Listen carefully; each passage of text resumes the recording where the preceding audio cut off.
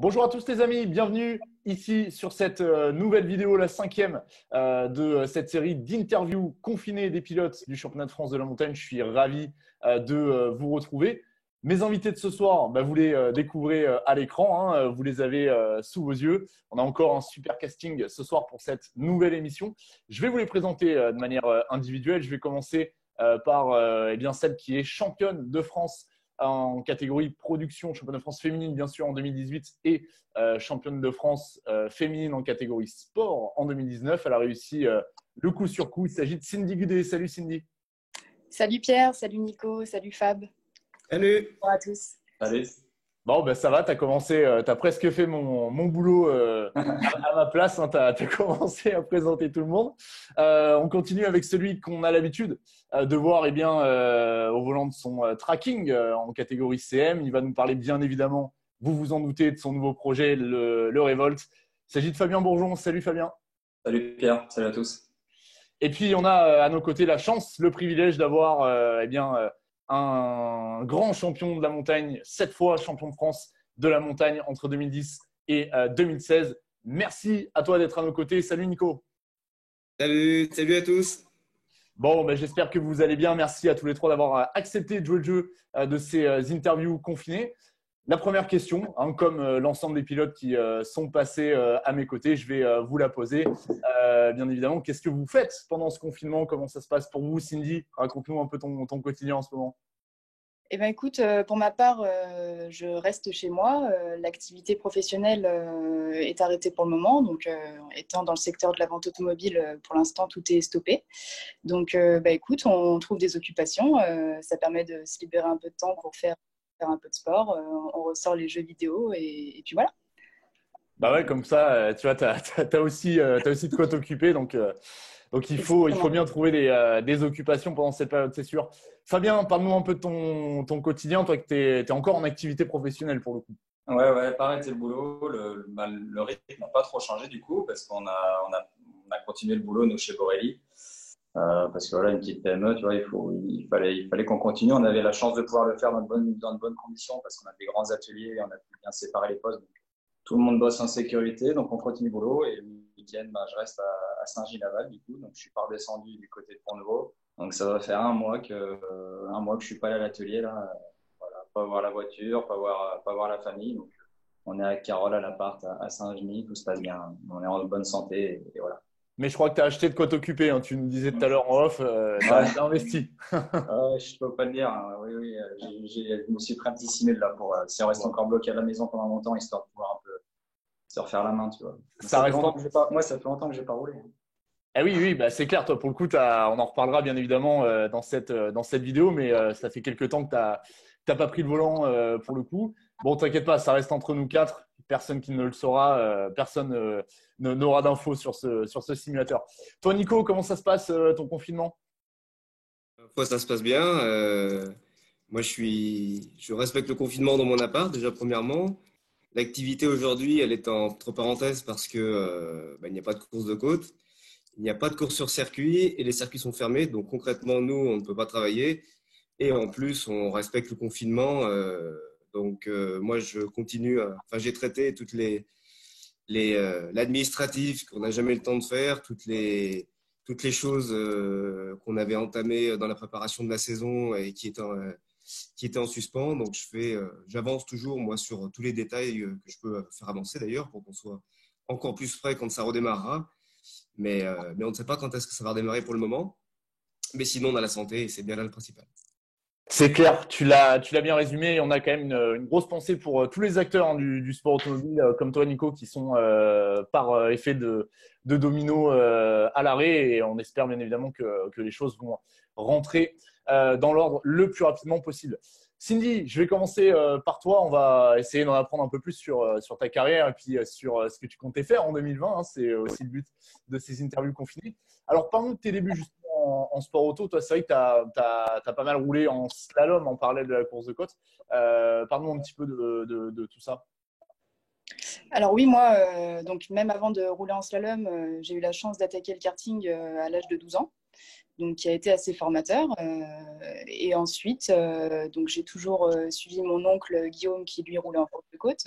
Donc j'ai baigné dans ce monde-là depuis petite et forcément, on est très vite piqué et la suite logique, c'est mon oncle qui me l'a apporté, qui a fait l'acquisition d'une Dallara 304 équipée d'un moteur de moto. Et donc en 2016, on a commencé les slaloms. Donc, tu as gardé cette voiture quelques temps après parce que tu faisais, tu avais des programmes, je dirais, parallèles. Hein. Tu roulais en course de côte et en slalom, notamment avec cette auto. Alors, en 2017, toi, tu termines meilleure féminine et meilleure jeune de la finale de la Coupe de France des slaloms. Et en parallèle de ça, Nico nous en reparlera tout à l'heure aussi, mais tu reçois une distinction que de nombreux pilotes courent après, on va dire ça comme ça, c'est le trophée d'espoir de l'année échappement. On imagine que ça a été un tournant pour ta carrière, bien évidemment. Oui, bien sûr. En plus, nous, c'est vrai qu'à la base, quand on a commencé, c'était vraiment par pur plaisir. Alors après, moi, j'adore la compétition, donc on est toujours là pour gagner et pour faire du mieux possible. Mais c'est vrai qu'à la base, c'était vraiment du loisir, s'amuser. J'avais attaqué par le slalom parce que ça me paraissait être la bonne école pour attaquer au volant d'une monoplace. Et puis, c'est vrai que les résultats sont arrivés assez vite. Et puis tout s'est enchaîné. J'ai fait quelques podiums durant la saison. Une très bonne finale, justement, une très grosse surprise pour moi parce qu'on se classe 5e au général et puis on remporte le titre de jeune féminine. Et puis déjà, rien que d'être nominée dans la liste pour l'élection de l'Espoir Échappement, c'était déjà énorme. Et puis alors, quand on m'a appelé pour me l'annoncer, c'était une super nouvelle, autant pour moi que pour toute ma famille. Tout le monde était très content. Et oui, bien sûr, là, c'est ce genre de distinction qui te donne un coup de boost dans ta carrière à tout niveau, parce que forcément, en termes de visibilité, c'est une étape super importante. Alors, en 2018, tu décides de passer au championnat de France de la montagne. Tu pars pas forcément avec ta Dallara, hein, tu la réserves pour quelques côtes régionales et quelques slaloms. Et tu fais le choix plutôt de partir en midget avec une auto d'un certain Nicolas Schatz, notamment. Hein. Pourquoi ce choix à ce moment-là? Alors justement, après mon élection donc en tant qu'espoir, il fallait, ça me mettait un petit peu de pression parce qu'il fallait derrière quand même aligner un programme pour avoir des choses à raconter et puis pour avoir, on va dire, une visibilité positive. Donc j'ai eu la chance d'avoir un coup de téléphone le jour de l'anniversaire justement de Nico. Donc c'est lui qui m'a amené sur cette piste-là avec Jean-Michel Estienne pour me proposer justement de faire une saison au sein du Team Schatz. Donc me voilà partie pour 8 courses en championnat de France au volant de la midget. Et puis en parallèle, je voulais quand même continuer à rouler un peu avec la F3. C'est vrai qu'on avait fait beaucoup de slalom, mais j'avais fait peu de côtes avec. Donc je voulais quand même m'initier un peu à la course de côte au volant d'une monoplace. Et donc on a réussi à faire ce double, voire triple programme, parce qu'on a fait la finale en slalom, la finale en côte, et puis le championnat de France de la montagne. Alors, la finale en côte, justement, en 2018, elle se passe bien pour toi aussi hein, à Ursi, parce que tu termines meilleure féminine, là aussi. Oui, exactement. Ouais. Donc, pareil, une très bonne course pour moi. Tout s'est très bien passé. Et donc, on remporte le titre en féminine. Je termine deuxième de classe derrière Fabrice Flandy, d'ailleurs, qui roulait également en 1300 à ce moment-là. Et donc, voilà, mais je remporte le titre en féminine en slalom aussi. Donc, voilà, c'était une année vraiment positive. Et en plus de ça, le titre en production qui s'accumule, je pense que c'est vraiment une très bonne saison. On avait fait le pari d'un gros programme avec 25 courses qui prenait énormément de temps, autant pour moi que pour toute ma famille. Et tout s'est bien déroulé. Donc c'était génial. Voilà, c'est clair parce que tu termines championne de France donc féminine en production à l'issue de cette saison. Donc pour une première saison avec la midget, c'est pas mal pour le coup. Et donc 2019, tu décides de changer de catégorie et tu fais l'acquisition d'une Formula Master. Pourquoi tu es parti sur ce choix-là? Alors d'abord, j'avais vu que mes performances au volant de la Midjet étaient quand même plutôt sympas. J'ai gagné une fois la classe à Marchand, etc. Donc je me voyais tout de suite dans le coup en production. Et c'est vrai que j'adorais piloter la monoplace. Donc la suite logique était de partir en championnat de France. Mais voilà, c'est vrai qu'en testant, il y avait moins de monde, etc. Donc je voulais faire l'acquisition d'une nouvelle voiture. Et je me suis posé la question entre la Formule 3 et la Tatus Master. Et c'est vrai qu'en voyant les passages de la Master, en voyant les performances de Marcel Sapin, etc., c'est vrai que j'ai eu un gros coup de cœur pour la voiture. Et du coup, je lui ai acheté d'ailleurs sa seconde voiture durant l'hiver 2019. Et puis, ça nous a permis aussi d'étoffer un peu cette catégorie, puisqu'on avait Kevin Petit, justement, il y a quelques jours avec nous, qui nous parlait aussi de ce choix et qui avait été aussi motivé par les performances de Marcel Sapin. Donc, c'était intéressant. Puis, on a vu du coup une super bagarre tout au long de la saison 2019 dans la catégorie des Formula Master, qui se solde donc par un deuxième titre consécutif, puisque tu termines championne de France féminine, mais cette fois en catégorie sport, et tu réussis cette double performance. Là aussi, j'imagine que ça devait être un super moment pour toi. Oui, c'était un très gros moment et puis surtout une grande satisfaction aussi pour l'entourage, pour les proches, pour mes partenaires qui m'ont beaucoup aidé, sinon j'aurais pas pu participer au championnat. Voilà, c'est vrai que j'avais fait une bonne première partie de saison, j'étais plutôt bien dans le coup, donc j'étais assez satisfaite de la voiture. Et puis maintenant, il faut que je travaille sur moi, sur 2-3 réglages à faire sur la voiture, etc. J'ai pu apprendre aussi le reste des tracés que je ne connaissais pas avant, donc les gros morceaux, le col Saint-Pierre, Turkheim, etc. Donc, on a des sensations là-bas qui sont vraiment extra. Mais voilà, aujourd'hui, il faut que je travaille sur mon pilotage. Il faut on a le temps de regarder les caméras embarquées, etc. Donc on peaufine un petit peu tout ça. Et voilà, j'espère faire une bonne nouvelle saison. Mais je crois avoir vu sur Internet justement que l'ami Nico proposait du coaching à distance en visioconférence. C'est peut-être le moment justement d'en profiter pour optimiser tout ça. En tout cas, pour le coup… Date et l'heure, quand? Bon, en tout cas, le coup de volant, il est déjà bien là. On peut te le confirmer, Cindy, ça c'est certain. Ton programme pour 2020, initialement, quel était-il? Le programme pour 2020 était de participer à la totalité du championnat de France, donc m'aligner sur les 13 manches. Et puis l'objectif, bien sûr, remettre le titre en féminine en jeu. On commence, on a de belles bagarres qui se sont déroulées l'année dernière et j'espère que ça va se poursuivre cette année. Donc voilà, puis après, bien sûr, aller rejoindre un petit peu les copains de la Master, se rapprocher d'eux au maximum et puis faire les meilleurs résultats possibles. Et toujours en continuant à bien travailler et à se faire plaisir au volant de la voiture.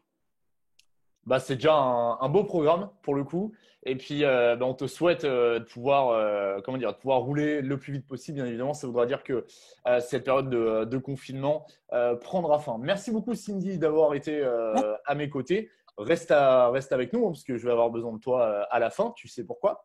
Je vais passer maintenant vers notre deuxième invité. Il s'agit de Fabien Bourgeon.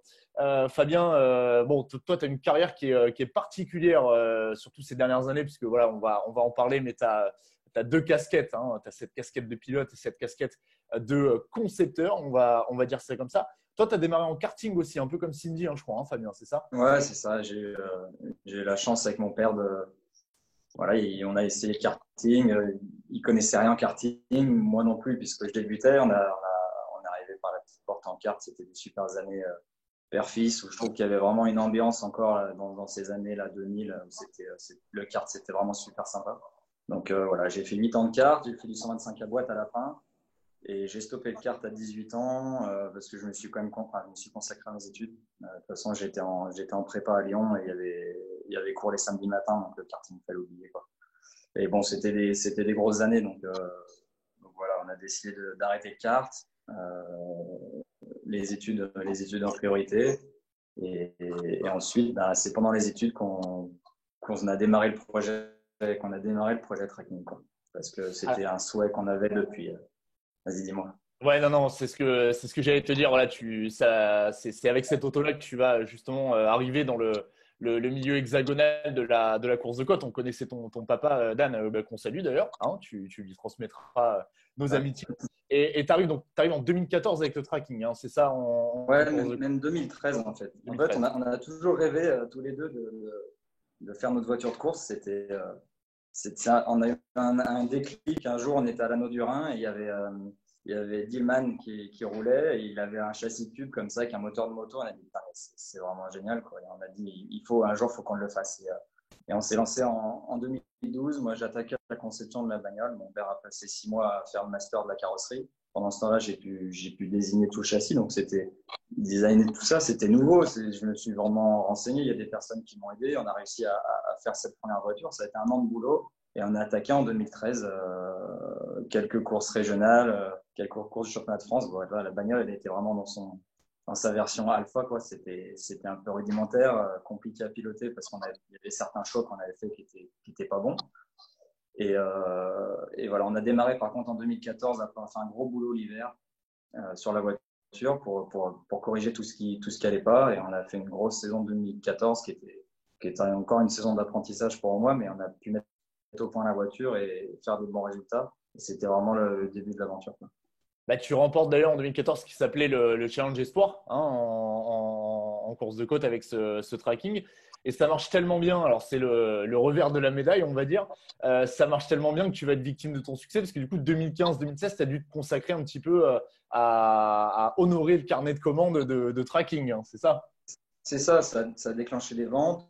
Du coup, on était clairement overbooké toutes les premières moitiés de saison. On arrivait généralement au Mont d'Or avec une bagnole qui avait 0 km. Mais voilà, on s'est rendu compte que toutes les bagnoles qu'on faisait marchaient pareil. On faisait le même setup. Les voitures étaient clairement reproductibles. Donc, on arrivait au Mont d'Or plutôt serein et on faisait une fin de saison pour se faire plaisir. Et voilà, c'était différent, mais c'était toujours aussi plaisant. Bah, tu fais que quelques participations. Je crois que tu dois en faire 2 ou 3 en 2015 et en 2016. Ouais, Mais bon, à chaque fois, tu gagnes, quoi. Donc, bon, c'est pas mal. mal. On a goûté un petit peu à l'étranger aussi. C'était des bonnes courses. On est allé en Allemagne, on est allé en Croatie. On a fait cet effort-là pour faire voir un petit peu la voiture à l'étranger et découvrir d'autres choses. J'ai fait les rangées aussi en 2016.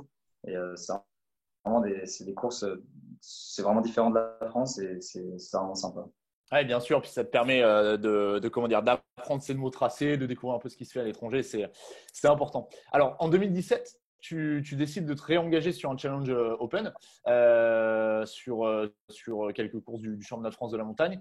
Et ça démarre dès Bagnols Savant. Alors, la saison pouvait mieux commencer, hein, pour le coup, parce qu'à Bagnols, tu sors assez violemment de la piste.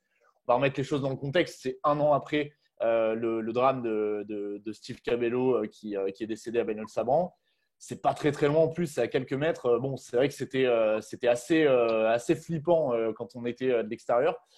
Fort heureusement, toi tu t'en es sorti avec des blessures certes, mais tu t'en es sorti. Comment tu vis le truc à ce moment-là, en sachant que tu es sur une pente où tu vas te relancer et il y a cet accident qui vient un peu stopper l'effort, quoi. Ouais, c'était. Moi, je pense que ça m'a moins fait flipper que les gens qui étaient autour de moi. Je me suis vu Je te arriver confirme que j'y étais et eu égard à voilà, tout ce qu'on a vécu l'année d'avant, c'était chaud. Ouais. Ouais, je viens de croire. Je suis arrivé là-bas en haut, axel bloqué, fond de 6, du coup. Bon, j'ai vu arriver les gros blocs vraiment vite. Bon, voilà, j'ai pas perdu connaissance. Je souffrais un peu, mais honnêtement, l'équipe de secours était géniale. Ils sont arrivés en un claquement de doigts. J'étais directement, je pense qu'ils m'ont bien shooté parce qu'après, j'ai pas trop vu le temps passer, mais voilà, je me suis vite remis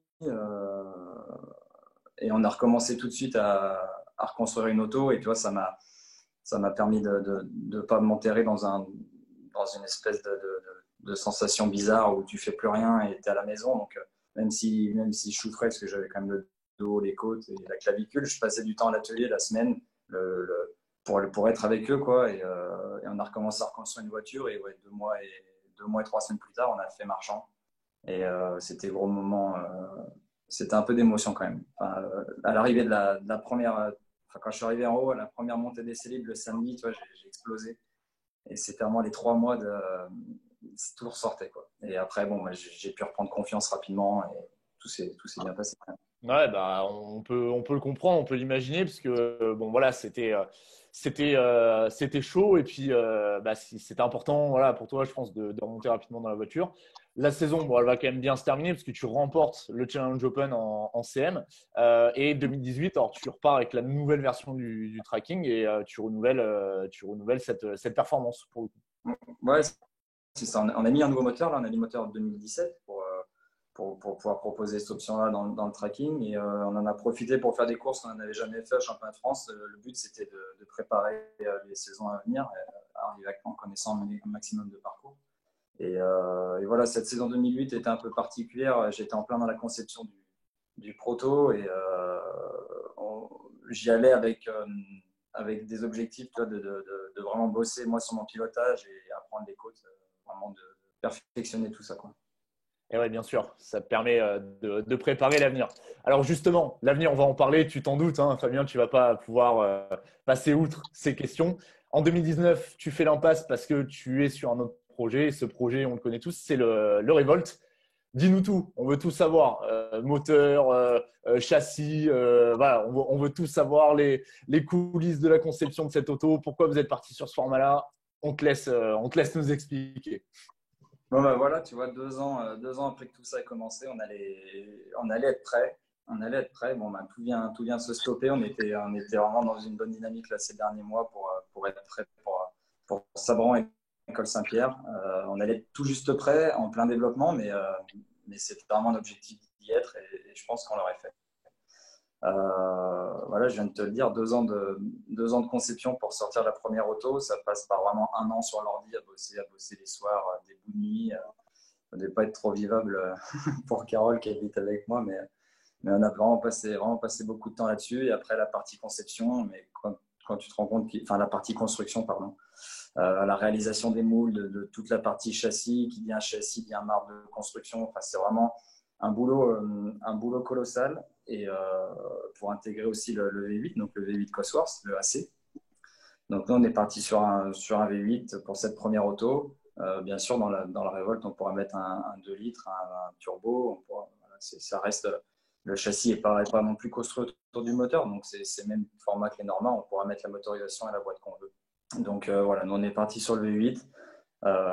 Beaucoup travaillé l'aéro et je suis toujours en train d'ailleurs de le faire. Là, je profite de notre temps libre du fait que la saison ne démarre pas pour peaufiner encore plus l'aéro en simulation numérique. Donc, je passe beaucoup de temps là-dessus en ce moment, histoire d'être encore plus prêt. Et de toute façon, tant qu'on ne l'aura pas posé sur le goudron et fait des tours avec, voilà, tout ça reste de la théorie. Donc, on va arriver par la petite porte, développer notre auto, comprendre le châssis, que je m'habitue moi aussi à tout ça parce que j'ai jamais roulé avec des gros moteurs et tout va être nouveau, quoi. Donc, on espère que tout va bien se goupiller comme ça s'est goupillé à l'époque pour le tracking, mais c'est quand même un tour au-dessus. Il y a de l'aéro, c'est pas le même genre de voiture, quoi. Ouais, c'est ça, c'est pas le même genre de voiture en termes de perfo, en termes de comportement et puis même en termes d'attente parce que tu le sais, il y a la planète course de côte, au moins en France, attend vivement de voir ce que ça va donner. Alors, on en parlait, toi et moi, l'autre jour, de manière un peu plus privée, mais tu me disais que justement, vous avez redoublé d'efforts pour être prêt pour bagnole. Donc, bon, le programme pour 2020, on le connaît, c'était d'être sur le championnat, mais voilà, toi, tu étais quand même dans cette bonne dynamique. Tu pensais que ça allait le faire. Ouais, on était prêt. Tu vois, le premier jour du confinement, on revenait du banc moteur. On était chez Arnaud quelques jours. D'ailleurs, Arnaud a fait un super boulot là-dessus. Donc voilà, l'auto avait démarré, elle était passée au banc. La première semaine du confinement, on aurait dû aller faire nos premiers tours de roue en circuit, quoi. Donc ça a bien cassé tout ça. On s'est vraiment mis à l'envers les 3 derniers mois. Mon père a fait un boulot colossal. Et voilà, ça s'est tout stoppé. Donc c'est un peu frustrant. Maintenant, c'est une situation carrément unique, quoi. Donc personne n'y peut rien. Et je pense qu'il y a des gens comme Nico qui vraiment ne pas démarrer la saison, c'est pas qu'une question de frustration, c'est vraiment une question aussi économique. Donc on n'est peut-être pas les plus malheureux, quoi. Voilà.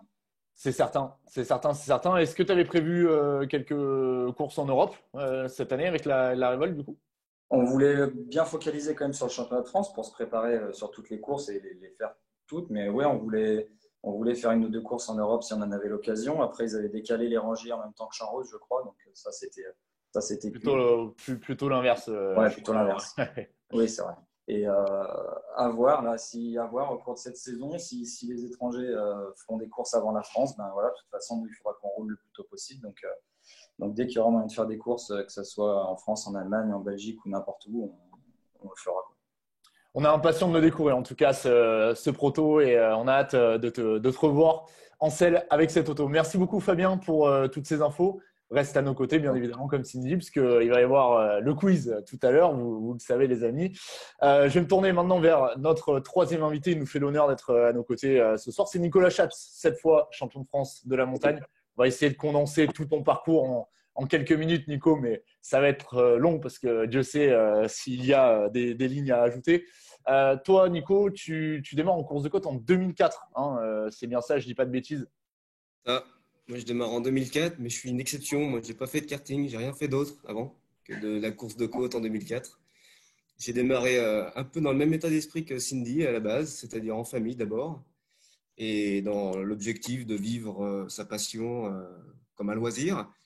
Sauf que on a fait, dès ma première année, on a fait quand même 9 courses avec une Grac MT10 qui datait de 1975 à l'époque. Je m'en Alors rappelle.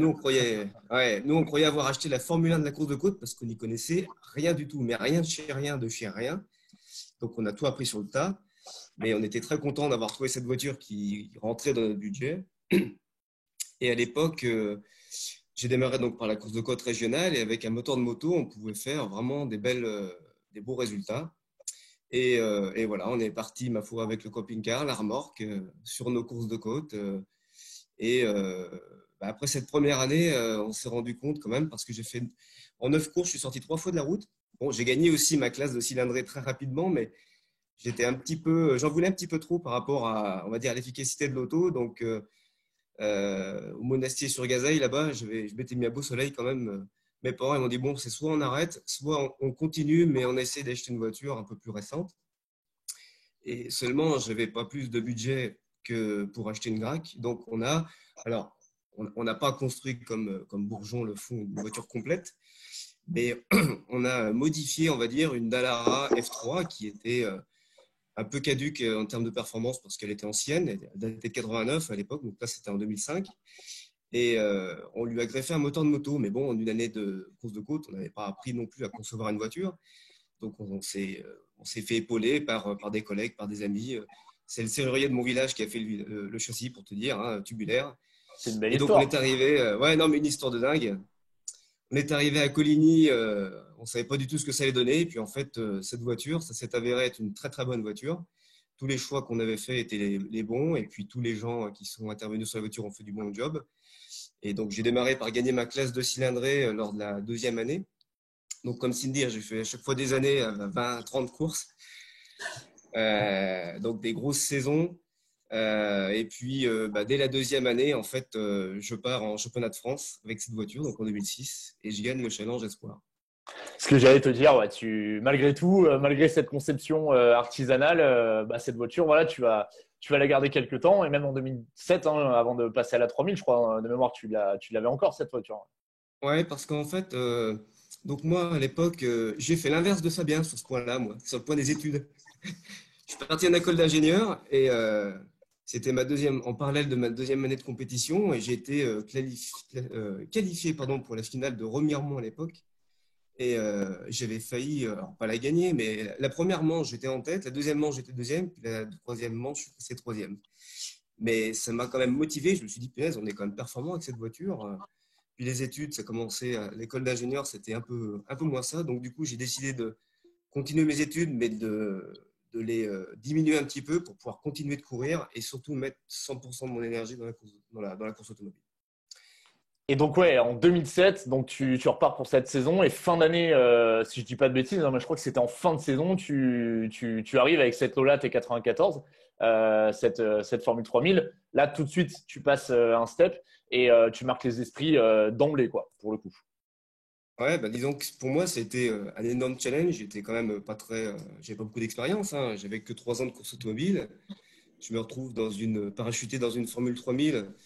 Au début, pour te dire, j'avais carrément le voile noir quand j'accélérais en ligne droite parce qu'avec Tu m'étonnes. la vitesse de défilement, le cerveau s'oxygénait pas, enfin bref, etc.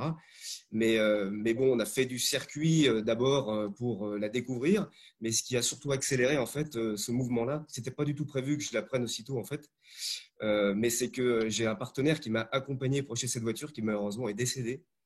Et on s'est dit, bah, puisque c'est ça, cette voiture, il voulait tellement me voir la piloter qu'on va tout de suite y aller. Donc on est allé à Villafan.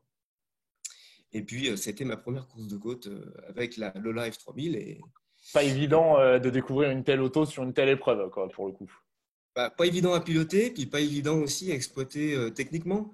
Moi, à l'époque, c'était mon père et deux super potes qui m'accompagnaient. Et donc, encore une fois, là, on tombe sur des moteurs AC, justement, comme dit Fabien. J'avais un Cosworth AC qui est une mécanique quand même pointue, un électronique pointu, des réglages très pointus. Une Formule 3000, c'est pas évident à régler pour la course de côte, parce que c'est pas prévu pour. Donc voilà, mais bon, on a continué notre stratégie qui est d'apprendre sur le tas, quoi. Ouais, et puis Voilà. ça s'est plutôt bien passé parce que du coup, je crois que tu fais ton premier podium à Limonest en fin d'année 2007 et 2008, première victoire, hein, si je Ouais. dis pas de bêtises, avec Becrevon en championnat de France de la montagne. Donc à l'époque, on va resituer un peu le contexte, mais c'est vrai que tu es considéré comme l'étoile montante de la discipline. Et d'ailleurs, en fin d'année 2008, un peu comme Cindy, il y a moins de temps que ça, mais tu deviens espoir échappement également.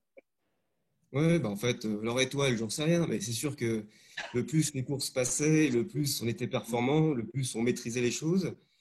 Et puis, cette sélection échappement qui est arrivée par là, j'ai eu la chance de recevoir mon titre de la main de Sébastien Ogier en plus, donc j'étais sur mon petit nuage. Et puis surtout, ça m'a toujours motivé depuis le début, en fait, en 2004, à ne rien lâcher, à faire toujours les choses le mieux possible, à toujours travailler encore et encore et encore, parce que on avait des résultats qui étaient plutôt toujours très bons, toujours en progression. Donc ça nous a toujours motivés. Bon, et puis les années se passent, on arrive en 2010. Alors en 2010, c'est une année très particulière à bien des niveaux. D'un côté, tu remportes ton premier titre de champion de France de la montagne, mais bien évidemment dans un contexte très particulier, puisque quelques semaines avant, on pleurait le départ de l'ami Lionel. Ça te fait quoi? Enfin, comment tu le vis, toi, à ce moment-là, le fait d'être d'un côté, tu es champion de France, mais de l'autre côté, bon, il y a cette situation qui fait que on a tous l'esprit ailleurs, quoi. Bah, pour comprendre ce que j'ai ressenti, en fait, il faut bien se dire que moi, depuis 2004, l'étoile, justement, c'est Lionel Régal. C'est lui qui est champion, c'est lui qui domine, c'est l'homme à battre, c'est lui qui, en fait, nous guidait tous parce que c'était la référence. Et moi, j'avais qu'une seule obsession depuis que j'avais la Formule 3000, c'était de battre cette référence. C'était mon objectif. Et on s'en est approché. En 2008, on commençait à chatouiller plus régulièrement. 2009, encore un peu plus. Et puis 2010, encore plus, même si à mi-saison, il avait pris un avantage. Et à la veille de son décès, il était quasiment champion parce qu'il lui manquait, je crois, une quatrième place. Enfin bref. Donc, il y a une quatrième place à Champs-Rousseau, effectivement, parce qu'il venait de gagner au Voilà, Mont d'Or. Et, ouais, ouais. c'était fait. Donc dans notre tête à tous, bon, bah, Lionel était champion et puis point barre. Voilà. Donc moi, j'étais orangé d'ailleurs ce jour-là. Il faut savoir que je partais juste devant lui, en fait. Donc cette coulée d'eau dramatique, je l'ai passée, je l'ai franchie, je me suis mis en travers, mais la voiture est revenue droite pour des raisons que je ne sais pas. Ça va tellement vite que si ça se trouve, j'aurais pu faire les mêmes gestes et que ça se passe différemment. Mais bref, passons. Et je ne sais pas pourquoi. Moi, quand je franchis la ligne d'arrivée, en général, je vais toujours faire demi-tour, j'arrête ma voiture, je repense à ma montée. Et puis après, bon, on va passer un bon moment avec les copains. Et là, je ne sais pas pourquoi, je franchis la ligne d'arrivée et je m'arrête à côté du panneau d'affichage. Chose que j'ai jamais fait de ma vie avant. Et j'ai attendu son chrono, qui n'est jamais arrivé. C'est un truc de fou. Et puis, quand Lionel est décédé, honnêtement, moi, j'ai envie de dire que ma motivation à faire de la course de côte et du sport automobile, elle est partie. Parce que moi, je voulais battre Lionel Régal et Lionel Régal est parti. Donc, c'est ce que j'ai ressenti dans mon équipe, évidemment. Il faut savoir qu'avec le team Régal, on était très amis, très proches. Les mécanos faisaient la fête ensemble, un coup chez moi, un coup chez lui. Nous, on partageait énormément de choses. C'est même quelqu'un qui est venu m'aider quand des fois j'étais en panne à mon atelier, enfin des choses assez incroyables. Et le lendemain du décès, on s'est dit, enfin moi je me suis dit, bon, bah, maintenant il n'est plus là, ce titre, il faut que je me débrouille pour qu'il lui soit rendu à titre posthume. Donc, tous les pilotes étaient d'accord, il n'y avait pas de problème là-dessus. Et donc moi j'ai fait les démarches auprès de la fédération et ça m'a été refusé. Et après on s'est posé la question de faire pour qu'il soit champion avec les points, mais c'était impossible. Donc du coup on s'est dit, bon, à un moment donné, ce que voulait Lionel, c'est quand même que la compétition ait lieu. Donc on a continué la compétition. Et j'ai hérité d'un titre, mais qui, pour moi, n'a aucune valeur, parce qu'encore une fois, c'est Lionel qui aurait dû être titré en 2010. Ouais, je me souviens très bien que tu avais fait cette démarche, tu avais fait couler beaucoup d'encre à l'époque parce que bah, justement le mouvement était poussé par vous, pilotes. En tout cas, ton témoignage est très fort pour le coup, Nico. Et effectivement, on a une pensée bien évidemment pour Lionel qui nous manque à tous. Bon, ceci étant, eh bien, c'est le début de la période chat à ce moment-là, puisque tu vas remporter coup sur coup les titres 2011, 2012, 2013, 2014, 2015 et 2016. Tantôt au volant de la Lola, tantôt au volant de la Nippon en 2012. Et puis en 2013, tu bascules, tu es un des premiers à entrer en CN+. J'ai une image, ça me parle, on en discutait à Bagnoles en 2013. Tu venais de recevoir la Norma et c'était, enfin bon, tout était nouveau. Tu étais en train de la découvrir, tu ne savais pas du tout de quoi allait être fait le week-end. Et puis tu remportes Bagnoles Savant en 2013. Donc c'était un truc assez fort. Quel est ton regard, toi, sur le CN+, sur ce passage de la 3000 à la CN+? Bah, moi, d'abord, je me suis régalé dans la Lola. J'ai eu la chance d'avoir ensuite la Reinhardt parce que pour moi, c'était un petit peu plus abouti que la Lola et je me suis encore plus régalé dans la Reinhardt. Et il se trouve que quand j'ai décidé de passer sur la Reinhardt, le CN+ est arrivé. Et Sébastien est arrivé déjà avec le CN+. Moi, au début, j'étais très honnêtement pas trop partant pour ce CN+, parce que je trouvais que ça allait augmenter les budgets pour on va dire, le panier moyen des pilotes. Parce qu'en fait, on était obligé d'acheter une voiture neuve, il n'y avait pas de marché d'occasion. Et je me suis dit, bon, pour les pilotes, moi, j'ai pu accéder, par exemple, à la Formule 3000 avec une Lola d'occasion que je n'avais pas acheté cher. Et ça permettait quand même de jouer des podiums, voire des victoires. Mais techniquement, sur le fond, le CN+, c'était une bonne idée parce on avait un super moteur de BM qui était ultra fiable et qui, en fait, le raisonnement, c'est qu'il fallait calculer sur 3-4 ans et on économise quand même pas mal de révisions moteur que sur les moteurs d'F3000, il faut quand même les réviser assez régulièrement. Donc, en fait, bon, c'était pas si mauvais, mais bon, je me suis pas trop trompé quand même parce que malheureusement, il n'y a que 3 CN+ qui ont existé en France. Si j'oublie personne, mais je crois que j'oublie personne. Et ça, c'est quand même un peu dommage. Moi, mon objectif, ce serait qu'il y ait une quarantaine de pilotes qui puissent jouer la victoire au scratch, style une scène de litre, par exemple. Si tout le monde serait en scène de litre et que tout le monde pourrait jouer la victoire scratch, je pense qu'on aurait des batailles qui seraient extraordinaires. Mais bon, après, la nouvelle catégorie E2, par exemple, apporte un spectacle qui est fabuleux.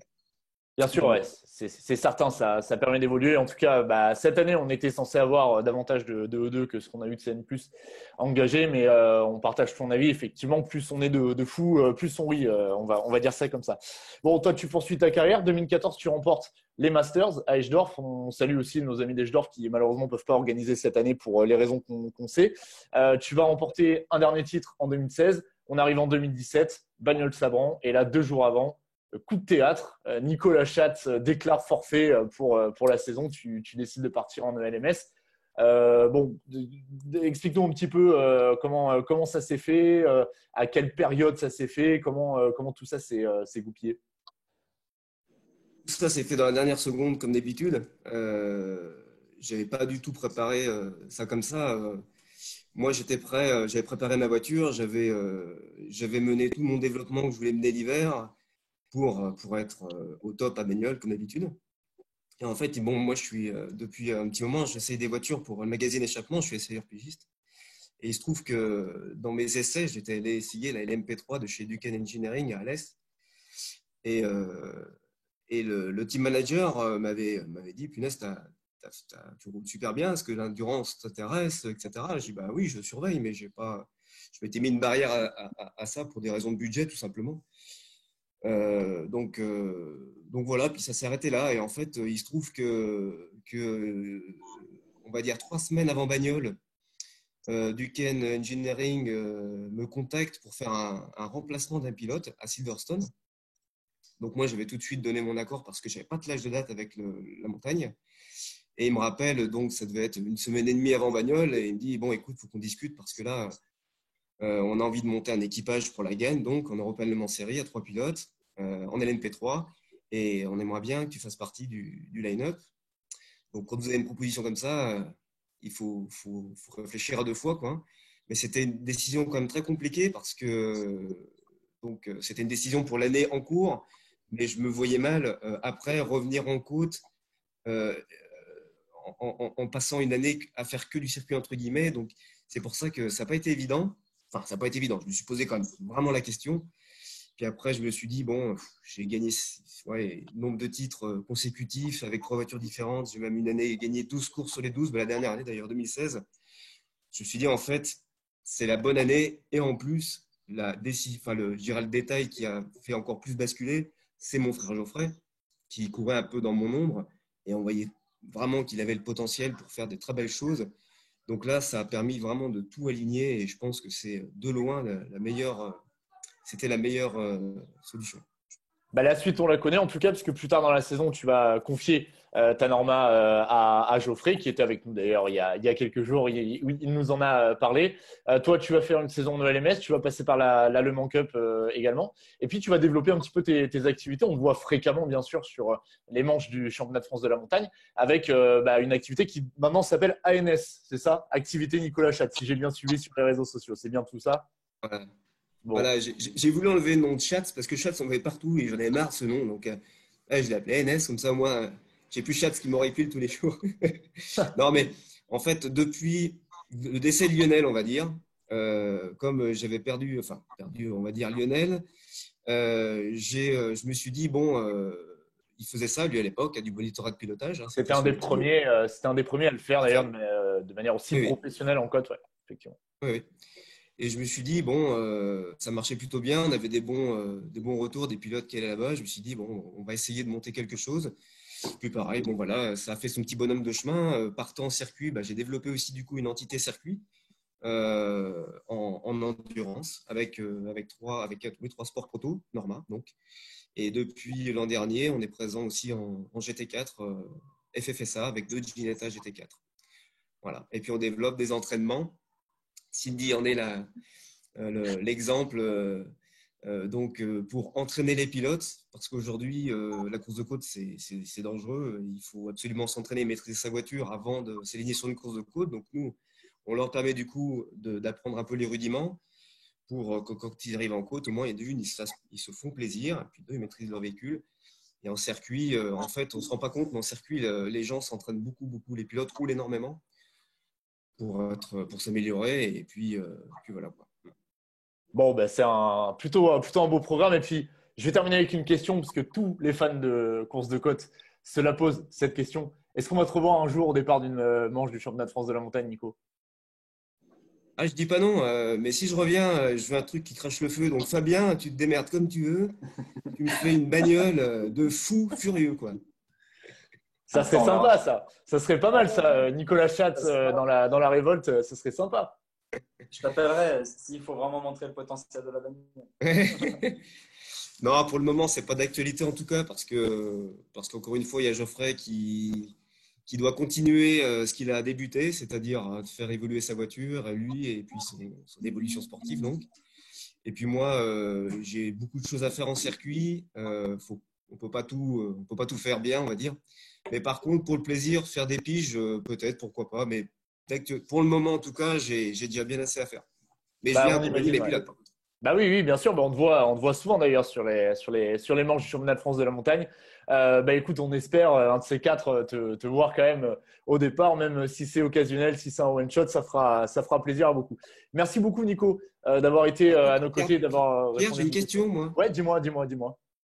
Alors, ton itinéraire, toi, sur la chanson, le chant, tu peux nous expliquer un petit peu ta carrière? Parce que j'étais bluffé sur ton Facebook. Tu peux nous en dire un peu plus? Ouais, alors j'ai commencé. Alors c'est une histoire vraie, ça reste entre nous. Mais mon premier concert, c'était, j'avais 5 ans, un truc comme ça. C'était la remise des prix de Lazare en 16. Voilà, vous savez tout. Oh là Et là. il y a peut-être des vidéos qui existent. Moi, je les ai pas, en tout cas. Et non, non, ben voilà, je m'amuse. Hein. Écoute, c'est le confinement. On fait comme on peut, tu vois. On essaye de s'occuper pendant toute la période du confinement. Quand je vous ai pas en interview, voilà, je pousse la chansonnette, mais je ne suis qu'un chanteur du dimanche, mon cher Nico. Voilà. Et je te propose, à la fin des podiums, les dimanches, donc, de terminer, clôturer les courses par un beau one man show. Ça pourrait être sympa, non? Allez, écoute. Le pari est tenu. Allez, Ok, je on va note. faire ça. Ou le concert du samedi soir. Ouais, voilà, c'est ça, exactement. Exactement, on peut faire ça. Ou le vendredi à la conférence de presse ou autre. Bon, voilà, on ne sait jamais, ça peut le faire, quoi. Bon, merci beaucoup, Nico, d'avoir répondu à nos questions. Merci à tous les trois. Alors, on va passer maintenant au quiz. Vous le savez, c'est la tradition de cette émission internationalement reconnue. Je vais vous poser quelques questions de course de côte, de sport automobile. Et bien évidemment, il faut nous trouver la bonne réponse dans les plus brefs délais. Est-ce que vous êtes prêts, les amis? Oui, Allez, super.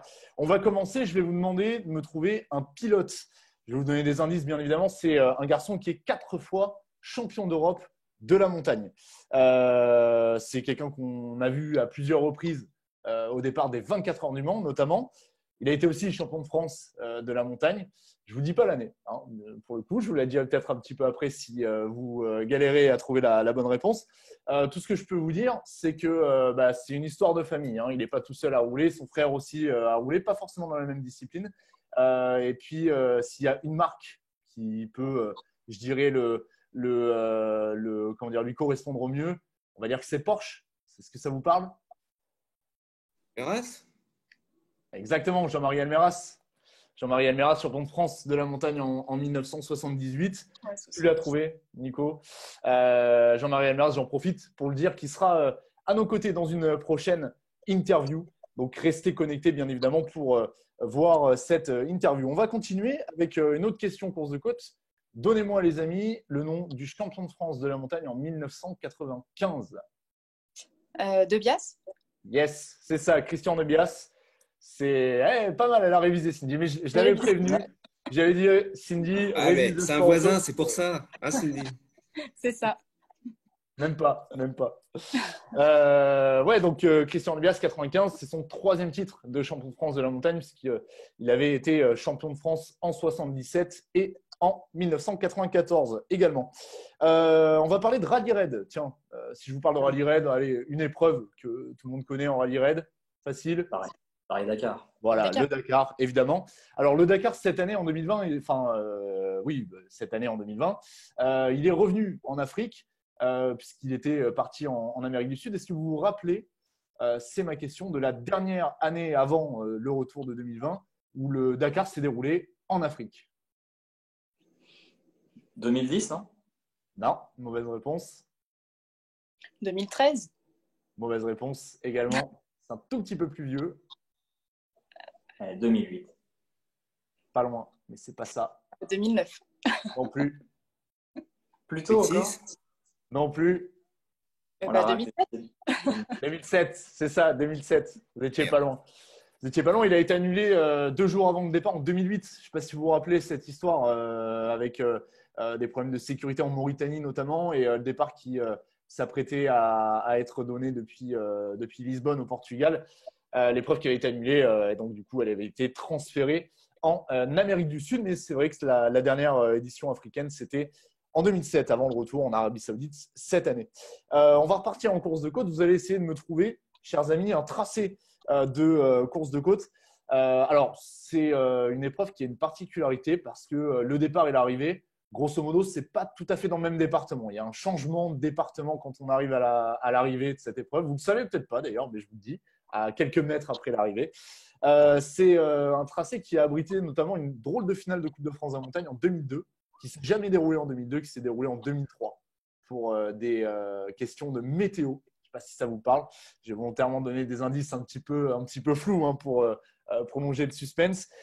Plus récemment, c'est une épreuve qu'on a l'habitude de voir en compétition européenne. Est-ce que ça vous parle? Ça fait un peu long pour une finale, le Saint-Pierre. C'était le Saint-Pierre. Ah ouais, d'accord. Le col Saint-Pierre, finale de la Coupe de France 2002. Et il y avait eu des inondations dans le Gard à ce moment-là, en septembre 2002. Et l'épreuve, elle avait été attachée à la manche championnat de France 2003. Voilà, donc en 2003, il y avait la finale de la Coupe de France 2002 et la manche du championnat de France au col Saint-Pierre. C'était ce week-end, le col Saint-Pierre, pour le coup, en théorie. Ouais. Donc, c'était l'indice d'après, si jamais vous n'auriez pas trouvé. Mais... Et l'arrivée, c'est un autre département? En fait, quand on passe l'arrivée, on arrive en Lozère, au col Saint-Pierre. D'accord. Juste après, je crois, enfin quelques mètres après, mais tu es en Lozère, donc tu démarres dans le Gard et on arrive en Lozère. Voilà, c'était l'instant, c'était la minute géographie, mon cher Fabien. Voilà. Allez, dernière. Pardon, Cindy, excuse-moi. Ça a dû faire une belle finale en tout cas. Ouais. Alors, je me souviens plus qui l'a gagné, mais c'est vrai que ça fait un beau tracé, ouais, effectivement. Dernière question, les amis. On va parler de Formula E. J'ai innové. Alors, c'est décrié par certains, on n'en est pas tous fans. Le premier e-prix de la discipline, c'était le e-prix de Pékin en 2014. Mais est-ce que vous vous souvenez de ce qui s'est passé à l'arrivée de ce e-prix? C'est une image qui a fait le tour du monde, quand même, malgré le… Malgré le… de batterie. Non, ça aurait été cocasse. Ça aurait été cocasse. On vous parle d'un accrochage. Un accrochage, ça vous parle? Entre Buemi et… Buemi s'accrochait tout le monde, de toute façon. Ouais, non, c'est pas Buemi pour le coup. Non, c'était… alors, je vous donne la bonne réponse. C'était le fameux accrochage entre Heidfeld et Nicolas Prost. Je ne sais pas si ça vous parle. Ah, mais oui, c'est vrai. Dernier virage où Nicolas Prost ferme un petit peu la porte à Nick Heidfeld et la voiture qui part en tonneau avec finalement une victoire de Di Grassi qui n'en demandait pas tant, je pense, qui était troisième à ce moment-là. Bon, ça va, vous n'en êtes pas trop mal tiré. Certains ont plus de difficultés quand même, je tiens à le préciser. Donc, ça va, vous êtes pas la plus mauvaise de mes promotions. Bon, les amis, merci à vous d'avoir été à nos côtés pour cette interview. Le mot de la fin, je vais vous le laisser. Cindy, je te laisse commencer si tu veux en profiter pour remercier tes partenaires ou autre. Vas-y, la parole est à toi. Oui, tout d'abord, donc remercier tous mes partenaires et puis toutes les personnes qui m'accompagnent depuis maintenant 3-4 ans. Et puis surtout un mot de soutien pour toutes les personnes affectées, on va dire, par la situation. Un grand bravo également à ceux qui continuent de travailler et à faire face à tout ça. Et puis après, pour tous les pilotes, il faut être patient. Et puis dès qu'on se retrouvera, c'est qu'on sera tous sortis d'ici. Donc on a hâte. Fabien, le mot de la fin? Eh ben, Cindy, elle a tout dit, exactement tout ce que je voulais dire. Non, en tout cas, voilà, c'est vrai que ces situations particulières, il faut faire bien attention de tous faire gaffe à soi et aux autres. Pour ce qui est de la course, bien sûr, on espère que ça reprendra le plus tôt possible, mais il faut que ça soit dans des conditions qui soient correctes. Ça sera, je pense, une saison pas évidente pour certains et pour l'ensemble des pilotes parce que je pense aux partenaires, ça sera sûrement plus la priorité pour certains de faire du sponsoring et tout ça. Donc ça sera quand même une saison et je pense une saison prochaine pas évidente parce qu'à mon avis l'activité économique va être vraiment impactée à long terme et voilà. En tout cas, prenez soin de vous et c'était cool d'être avec vous là pour ce petit moment. C'était cool de vous avoir aussi, Nico. Le petit mot de la fin. Écoute, ouais, je suis pas évidemment, je peux que répéter ce qu'ont dit Cindy et Fabien. Restez bien confinés, respectez tous bien les règles parce que le plus on les respectera, le plus on sera libéré tôt et le plus je pourrai vous croiser sur des circuits, sur des courses de côte, à vivre notre passion. Mais c'est sûr qu'à l'ordre du jour, en tout cas, c'est d'abord la pandémie donc, qui est plus important qu'on finalise ça au plus tôt. Voilà. Merci à tous d'avoir écouté en tout cas. Puis je vous dis à très bientôt moi, sur les paddocks. C'est clair. Puis j'aurai le même mot de la fin, bien évidemment. Restez chez vous. Le plus longtemps vous resterez chez vous en cette période et le mieux on s'en sortira. Et le plus vite on se retrouvera sur les pentes du championnat de France de la montagne. Merci à toutes et à tous d'avoir été à nos côtés pour cette nouvelle interview. J'en profite juste pour vous le rappeler, bien évidemment, toutes les anciennes interviews réalisées sont disponibles sur le groupe des Mordus de la course de côte sur Facebook. Celles qui arrivent, bien évidemment, vous les retrouverez sur ce groupe qui atteint presque les 6000 abonnés. Donc, n'hésitez pas à rejoindre l'ami Marco sur ce groupe très actif avec plein de photos, plein de vidéos, plein de souvenirs de la montagne. Merci à vous les invités et j'espère à très bientôt.